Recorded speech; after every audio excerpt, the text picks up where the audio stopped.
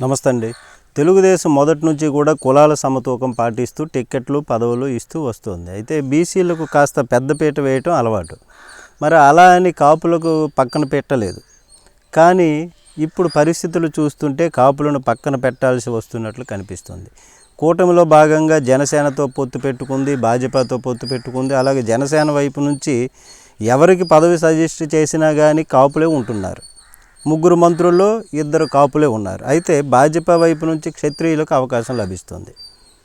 దాంతో తెలుగుదేశం కమ్మారెడ్డి బీసీలకు అవకాశం ఇవ్వాల్సి ఉంటుంది. మరి కాపులను పక్కన పెట్టాలి, అన్ని పార్టీల్లోనూ అన్ని వర్గాల వారు ఉంటారు కదా. అలాగే ఎంత జనసేన ఉన్నప్పటికీ తెలుగుదేశంలో కూడా పలువురు కాపు నాయకులు ఉన్నారు. వీరంతా ఏదో ఒక పదవి లేదా టిక్కెట్ ఆశిస్తూ వస్తారు. కానీ అలా ఇచ్చే అవకాశం మాత్రం తగ్గిపోతుంది.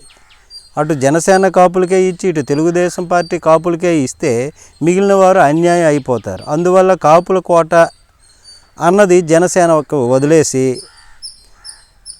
మిగిలిన వారిని తెలుగుదేశం చూడాల్సి ఉంటుంది. మరి జనసేన సీనియర్ అయినటువంటి కొనతాల రామకృష్ణ లాంటి వాళ్ళను కూడా ఎలాగూ మంత్రి పదవులను రికమెండ్ చేయలేదు.